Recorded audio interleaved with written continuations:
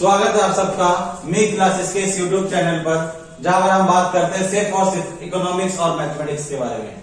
तो last class में हमने बात कर ली थी कॉम्प्लेक्स नंबर के बारे में, और कॉम्प्लेक्स नंबर के हमने ऑपरेशन सीखे थे और हमने कॉन्जुगेट सीख लिया था, और हमने लास्ट टॉपिक हमने करा था polar form of complex number. तो polar form of complex number हमने लास्ट क्लास में बात करी थी। क्या होती है पोलर फॉर्म? अगर कोई complex number z equals to r cos theta plus i sine theta की फॉर्म में लिखा हो तो उसे हम बोलते हैं पोलर फॉर्म। जहां पर हमें थीटा का मतलब होता है आर्ग्यूमेंट ऑफ कॉम्प्लेक्स नंबर। अगर हमें आर्ग्यूमेंट निकालना होता है तो हमारे पास फॉर्मूला होता है tan theta equals to mod में y बाय x। इसको सॉल्व करने के हमारे पास दो तरीके होते हैं, या तो हम इसको मोड हटाकर ब्रैकेट लगा ले, यानी कि थीटा इक्वल हो जाएगा tan इनवर्स ब्रैकेट में y बाय x, और क्वेश्चन में एंगल के हिसाब से कॉम्प्लेक्स नंबर के हिसाब से उसका एंगल को हम निकाल सकते हैं। या फिर दूसरा तरीका हमारे पास क्या है कि हम लेट कर लेते हैं कि ये tan अल्फा इक्वल है हमारे पास y बाय x के मोड में, और फिर हमने लास्ट में चार कंडीशन आपको बताई थी जिसे हम थीटा निकालते हैं। जैसे थीटा इक्वल होता है अल्फा के in first quadrant, theta equal होता है पाई माइनस अल्फा के इन सेकंड क्वाड्रेंट, और थीटा इक्वल होता है माइनस पाई माइनस अल्फा के इन थर्ड क्वाड्रेंट, और थीटा इक्वल होता है माइनस अल्फा के इन फोर्थ क्वाड्रेंट। तो ये हमने लास्ट क्लास में बात कर ली थी, और हमने कुछ क्वेश्चंस भी पोलर फॉर्म के ऊपर कर लिए थे। तो अब आगे हम समझते हैं जरा cube root unity. Cube root unity का मतलब क्या है? लेट कर लेते हैं कि अगर z क्यूब इक्वल दे रखा हुआ है -1 के, तो z क्यूब -1 इक्वल हो जाएगा 0 के, और हमें पता है a cube minus b cube का फॉर्मूला। भाई क्या होता है a cube minus b cube का फॉर्मूला? होता है a minus b a square plus a b plus b square. तो इससे हम क्या करेंगे, इनके फैक्टर निकालेंगे, और इसमें हम क्वाड्रेटिक फॉर्मूले से इसके फैक्टर निकालेंगे। तो z की वैल्यू जो हमारे पास आ रही है वो आ रही है z equals to 1, z equals to -1 plus root 3 i by 2, और z इक्वल होता है -1 माइनस रूट 3 i बाई 2। वो बेसिकली क्या है, अगर हम इसको मान लेते हैं ये हमारे लिए ओमेगा है, ये ओमेगा हो गया हमारे लिए -1 प्लस रूट 3 i बाई 2, और ये क्या होता है हमारे पास इसी का स्क्वायर है, तो ये हो गया हमारे लिए omega square -1 minus root 3 i by 2। तो अगर देखा जाए तो हमारे पास ओमेगा की कुछ प्रॉपर्टीज होती हैं, यानी क्यूब रूट यूनिटी कुछ प्रॉपर्टीज होती है। क्या होती हैं कि ओमेगा क्यूब इक्वल होता है किसके, 1 के, और 1 प्लस ओमेगा स्क्वायर इक्वल होता है 0 के, और ओमेगा की पावर अगर 3n दे रखी है तो उसका हमेशा आंसर कितना आता है हमारे पास 1। अगर मान लिया जाए कोई कॉम्प्लेक्स नंबर दे रखा है, या मान लिया जाए हम कहते हैं कि अगर मान लो हम कहते हैं कि ओमेगा की पावर 3n प्लस 1, अगर ओमेगा की पावर 3n इक्वल होता है 1 के, तो ओमेगा की पावर 3n प्लस 1 इक्वल होता है ओमेगा के, और ओमेगा की पावर 3n प्लस 2 इक्वल होता है ओमेगा स्क्वायर, जिसको हम बेसिकली 3 से डिवाइड करने के बाद निकालेंगे। एग्जाम्पल के लिए हम समझते हैं, इवेल्युएट ओमेगा की पावर 100 प्लस ओमेगा की पावर 200 प्लस ओमेगा की पावर 300।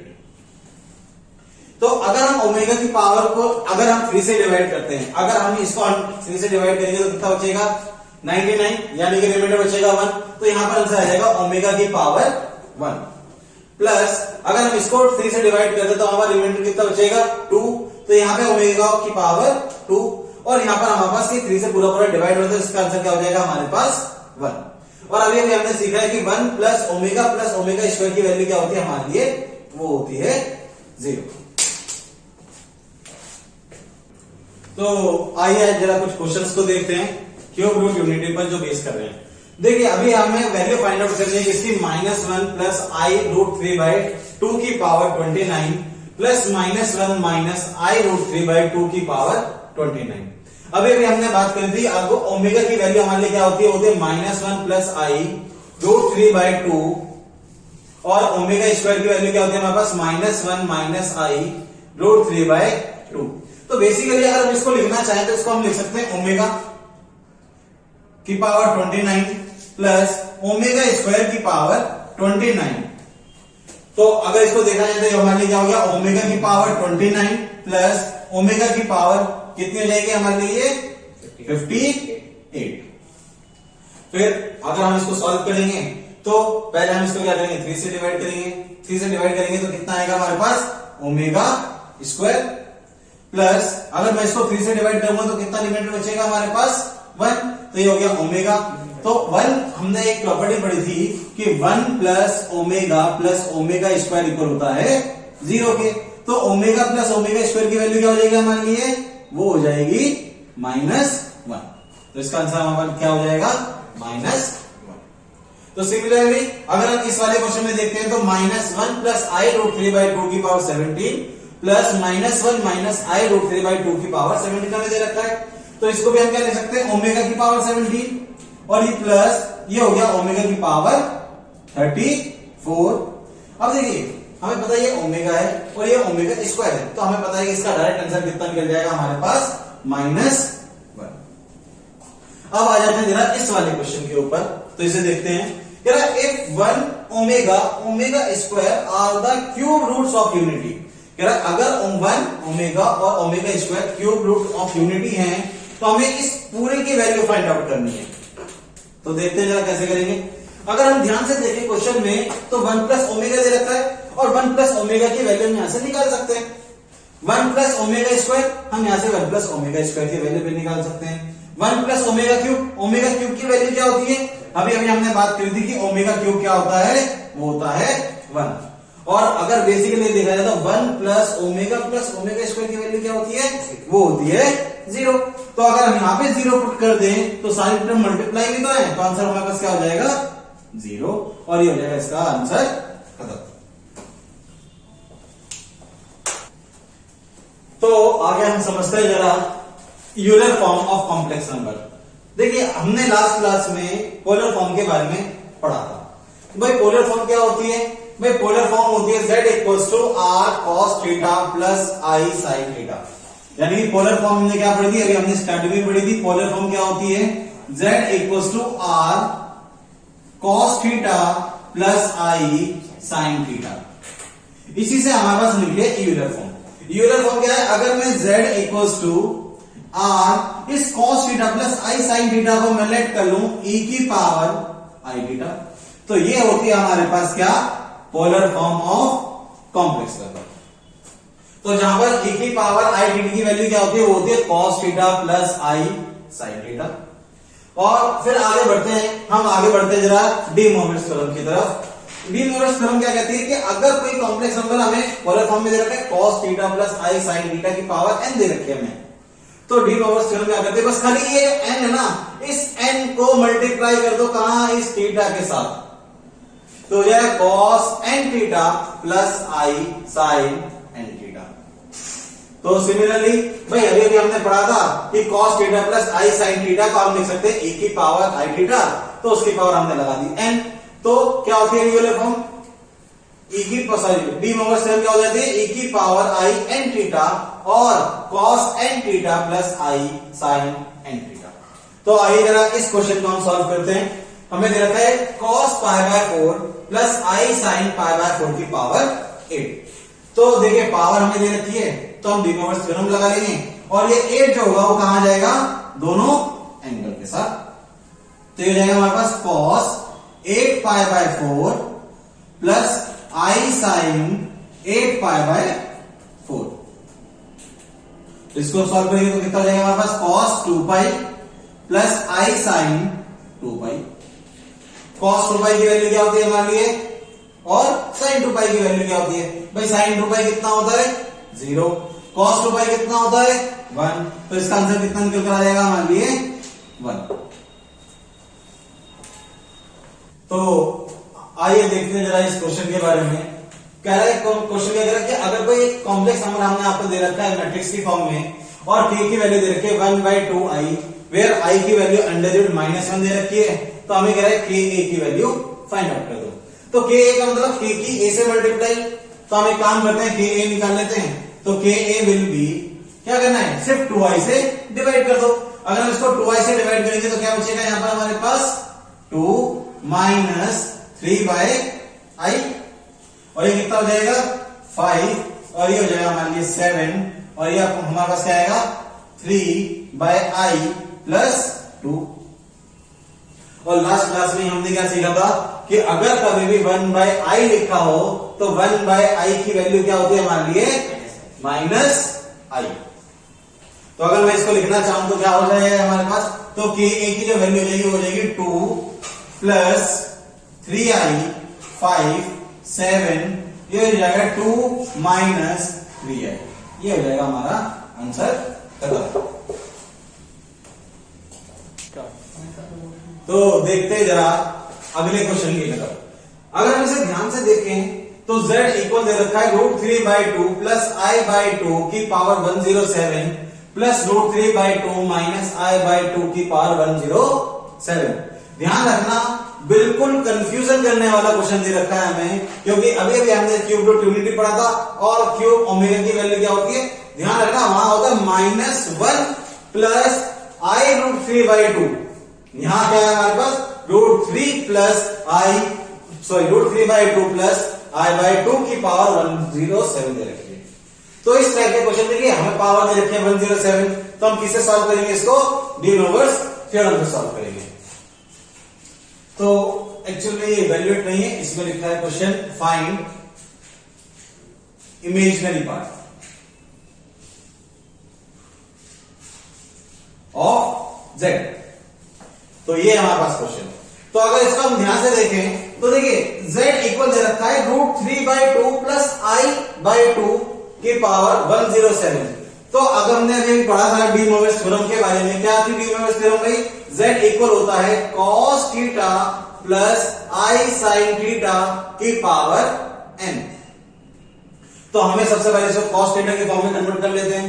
तो ये कितना हो जाएगा भाई, √3/2 cos में कहां आता है, cos 30 डिग्री, यानी cos π/6 पर, प्लस 1/2 आता है साइन में, वो होता है sin π/6 की पावर 107, प्लस सिमिलरली इसको भी लिखेंगे हम, तो क्या हो जाएगा cos π/6 माइनस i sin π/6 की पावर 107। और अभी हमने डी मोवेस थ्योरम पढ़ी थी, सिर्फ क्या करना है हमें, इस n को एंगल के साथ फिट कर देना है।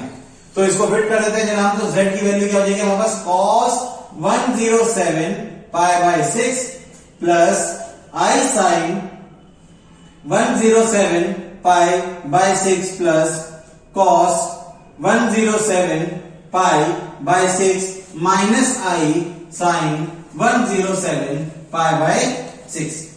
तो अगर हम इसको सॉल्व करें तो इससे कैंसिल आउट हो जाएगा, तो क्या बचा हमारे पास, z इक्वल हो जाएगा 2 cos 107 π/6। और हमसे क्वेश्चन ने क्या पूछा था, इमेजिनरी पार्ट है क्या, नहीं।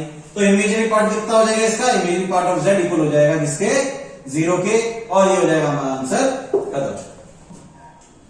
तो आइए देखते जरा नेक्स्ट क्वेश्चन की तरफ बढ़ते हैं और समझते हैं। देखिए क्वेश्चन क्या कह रहा है, क्वेश्चन क्या है कि लेट कर लो अल्फा और बीटा बी रियल नंबर्स की, अल्फा और बीटा जो हमारे पास है वो रियल नंबर्स हैं, and Z be are complex number, और जेड क्या हमारे लिए कॉम्प्लेक्स नंबर है, ठीक है।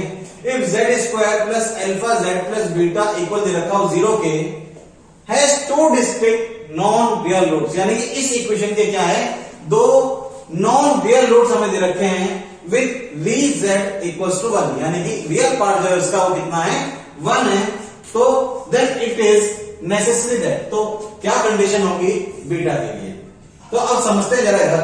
तो सबसे पहले हम एक काम कर लेते हैं, मैं एक कोई कॉम्प्लेक्स नंबर के रूट्स को लेट कर लेता हूं। तो मैं लेट कर लेता हूं, कोई एक रूट हमें दे रखा है 1 प्लस ix, और जो दूसरा रूट दे रखा है वो है 1 माइनस ix। देखिए उन्होंने बोला था कि जो अल्फा और बीटा वो रियल नंबर है, z कॉम्प्लेक्स नंबर है, ठीक है, और उनके अलग अलग नॉन रियल रूट्स है। तो हमने एक लेट कर लिया क्या, 1 प्लस ix और 1 माइनस ix। अगर हम इस इक्वेशन को ध्यान से देखें तो ये इक्वेशन हमने पहले भी देख रखी है। जब हम 10th क्लास में पढ़ा करते थे हम क्या लिखते थे, x² plus sx plus p equals to 0, यानी p का मतलब प्रोडक्ट ऑफ रूट्स। तो बीटा की वैल्यू हमारे लिए क्या हो जाएगी, बीटा इक्वल हो जाएगी किसके, रूट प्रोडक्ट ऑफ रूट, यानी 1 प्लस ix और 1 माइनस ix। तो बीटा को अगर हम सॉल्व करेंगे तो कितना हो जाएगा, ये 1 minus x square I square, और आई स्क्वायर की वैल्यू क्या होती है हमारे लिए, प्लस -1, तो ये हो जाएगा हमारे पास +1। तो अब इधर आते हैं, तो इन्होंने क्या रखा है कि बीटा बिलोंग करेगा -1, 0 से। देखिए अगर बीटा में कुछ भी प्लस करूंगा यहाँ पर तो 1 से ज्यादा ही होगा, तो ये ऑप्शन तो हो नहीं सकता हमारे पास, तो और ये वाला ऑप्शन भी नहीं है। तो मोड बी की वैल्यू 1 हमें नहीं पता, अभी x की वैल्यू नहीं पता हमें, तो कहां पर हमारा बीटा की रेंज क्या हो जाएगी, हमारा बीटा बिलोंग करेगा किससे, 1, से। तो हमारा सही ऑप्शन क्या हो जाएगा, 1, तो आगे देखते हैं जरा, हम नेक्स्ट क्वेश्चन की तरफ बढ़ते हैं। कह रहा है if real part of z -1 upon z+1 equal दे रखा हो 0 के, जहां पर z की वैल्यू हमें ये दे रखी है x + i y is a complex number, then which of the following is correct. तो हमें बताना है इनमें से कौन सा करेक्ट है। तो ध्यान समझते हैं जरा, देखिए हमें पता है कि इसका रियल पार्ट 0 है, तो हम सबसे पहले यहां पर इसकी वैल्यू रख लेते हैं। तो z -1 अपॉन z+1, तो सॉल्व करेंगे तो ये जाएगा x + iy -1 अपॉन में x + iy +1।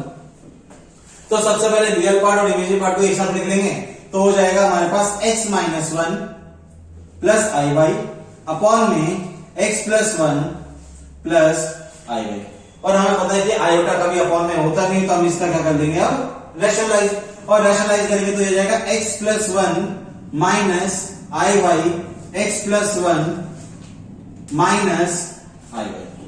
तो अगर मैं इसको रैशनलाइज करूंगा तो क्या होगा, मल्टीप्लाई कर लेते हैं हम इसको, तो कितना हो जाएगा हमारे पास x² -1 माइनस, सॉल्व करते जरा इसको हम, तो कितना हो जाएगा, सबसे पहले हम इससे मल्टीप्लाई कर लेंगे, तो ये हो जाएगा x² -1, फिर ये हो जाएगा -iy x -1, फिर ये हो जाएगा हमारे पास क्या, प्लस iy x + 1 और -y² i², और i² की वैल्यू हमारी क्या होती है -1, तो हो जाएगा प्लस, अपॉन में ये हो जाएगा हमारे पास x + 1 का होल स्क्वायर प्लस y², क्योंकि हमने डायरेक्ट कर दिया i² की वैल्यू होती है -1। तो देखो हमें क्या पता, हमें चाहिए क्या, हमें चाहिए इसका रियल पार्ट, ठीक है। तो अगर हम इसका सिर्फ रियल पार्ट निकालें तो इसका रियल पार्ट हमारे पास क्या है, real part of z -1 upon z+1 क्या निकल कर आया हमारे पास, वो आया है x² -1 प्लस y² अपॉन में ये टर्म, तो x + 1 का होल स्क्वायर प्लस y², और क्वेश्चन में दे रखा था कि ये इसकी जो वैल्यू है वो कितनी है हमारे पास 0, तो ये पूरी की पूरी टर्म इधर आकर क्या हो जाएगी, मान लीजिए 0। तो x² प्लस y² इक्वल हो गया किसके, 1 के। तो अगर हम देखें यहां पर तो z की वैल्यू 1 + i नहीं आ रही, हमारे पास बचा क्या, x² प्लस y²। और अगर इसको हम ध्यान से समझें तो ये किसका फॉर्मूला होता है हमारे पास, ये होता है मॉड्यूलस। अगर मैं इसको लिखना चाहूं तो अंडर रूट में x² plus y² equals to 1, और ये किसका फॉर्मूला होता है, ये होता है मोड z का। तो यानी कि मोड z की वैल्यू हमें क्या दे रखी है, 1। तो इसमें से कौन सा ऑप्शन करेक्ट है हमारे पास, फोर्थ ऑप्शन हमारे लिए क्या है, करेक्ट है। तो आगे देखते हैं जरा, हमें क्वेश्चन कह रहा है कि ज्योमेट्रिकली हमें इसको बताने के v z² - i = 2, where i की वैल्यू कितनी दे रखी है, v is the real part, और हमें बताना है कि ये कौन सी ज्योमेट्रिकली शेप है। तो हम एक काम कर लेते हैं, हम यहाँ पर लेट कर लेते हैं, तो मैं लेट कर लेता हूं यहाँ पर कि z हमें कोई कॉम्प्लेक्स नंबर दे रखा है x + iy। तो सबसे पहले हम निकाल लेते हैं z² - i, तो कितना हो जाएगा भाई, x + iy का होल स्क्वायर माइनस i। तो x + iy का होल स्क्वायर अगर हम करेंगे तो कितना हो जाएगा, ये हो जाएगा x² प्लस y² i², और i² की वैल्यू क्या होती है -1, तो यहां पे क्या हो जाएगा minus, plus 2xy minus i। कोई दिक्कत है? तो अब आगे समझते हैं जरा। देखिए हमें दे क्या रखा है, क्वेश्चन हमें दे रखा है कि इसका रियल पार्ट इक्वल है 2 के, तो real part of z² - i, तो रियल पार्ट इसका क्या हो गया हमारे लिए x square minus Y square, तो ये हो गया x square minus Y square equals to 2। तो अगर ध्यान से देखा जाए तो ये किसकी इक्वेशन है हमारे पास, ये हमारे पास किसकी इक्वेशन है, क्या ये सर्कल की इक्वेशन है, जी नहीं, सर्कल की इक्वेशन में हमेशा क्या होता है, बीच में प्लस होता है, ठीक है। तो ये किसकी इक्वेशन है हमारे लिए, ये हमारे पास है रेक्टेंगुलर हाइपरबोला की। किसकी इक्वेशन है हमारे पास, रेक्टेंगुलर हाइपरबोला की इक्वेशन है।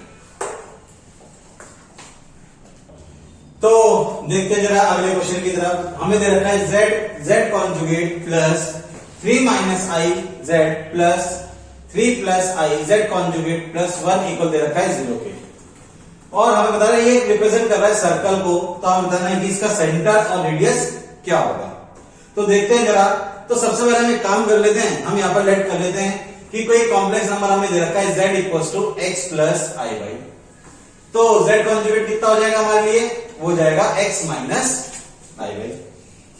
तो हमने लास्ट क्लास में एक बात सीखी थी कि अगर z इंटू z कॉन्जुगेट दे रखा हो तो वो होता है मॉडुलस z का स्क्वायर।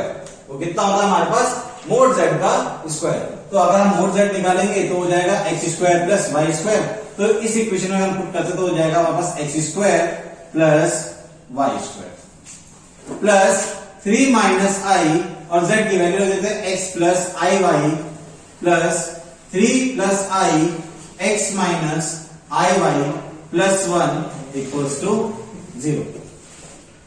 तो अब इसको हम सॉल्व कर लेते हैं। तो ये हो जाएगा मान लिए x square plus Y square plus 3x plus 3iy minus ix minus Y square I square की वैल्यू होगी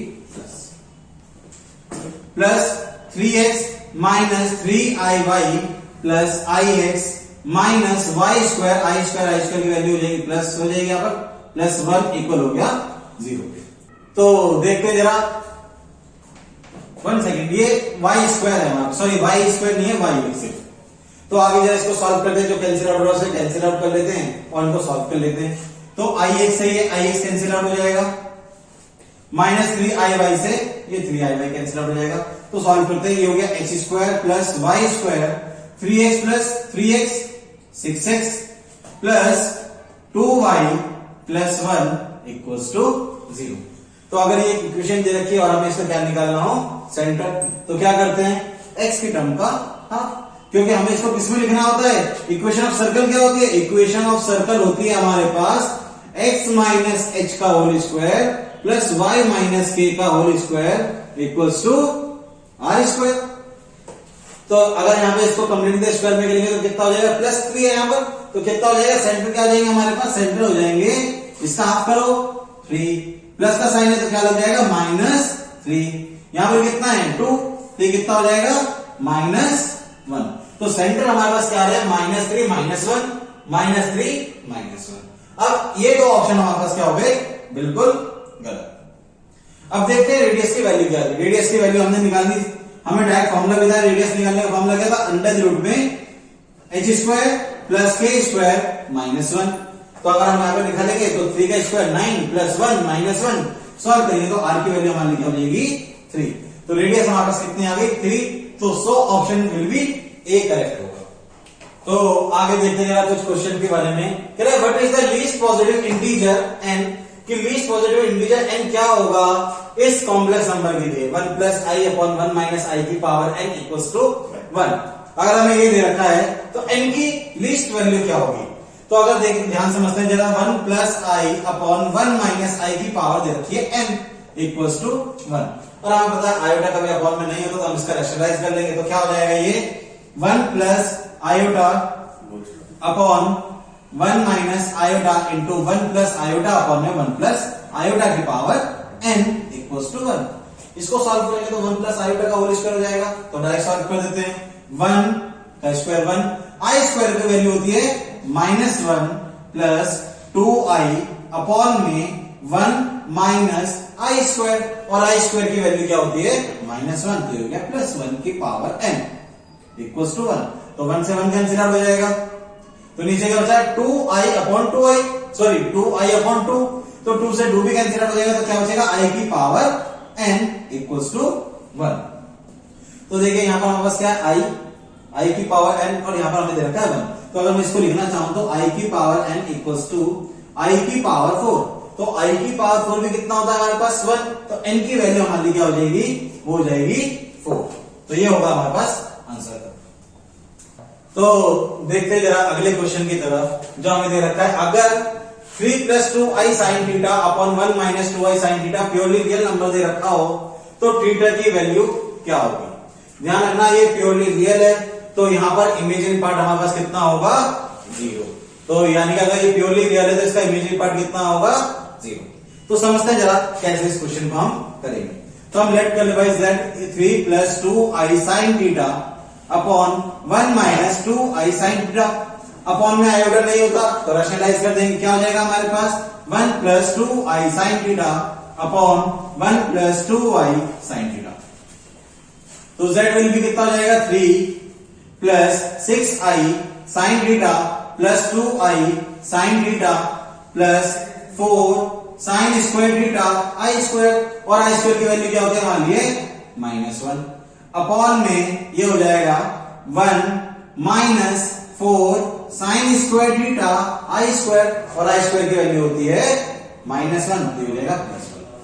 तो देखिए हमारे पास हमें क्वेश्चन में क्या है, प्योरली रियल है। प्योरली रियल का मतलब इमेजिनरी पार्ट 0 है, तो इसका इमेजिनरी पार्ट ये रहा हमारे पास, तो इसका इमेजिनरी पार्ट 0 है अगर, तो हम इसको 0 मान लेते हैं। तो क्या हो जाएगा 8i sin theta upon 1 + 4 sin square theta equal to 0।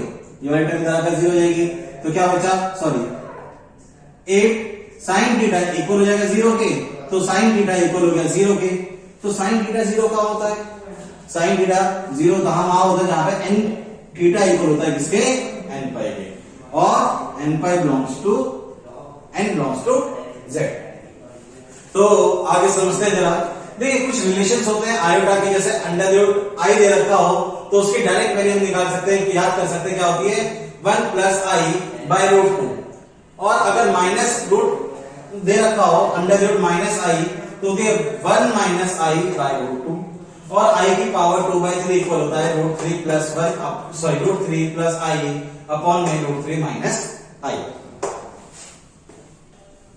तो देखते हैं जरा नेक्स्ट क्वेश्चन की तरफ।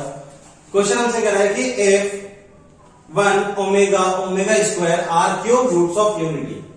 तो हमें इसकी वैल्यू फाइंड आउट करनी है।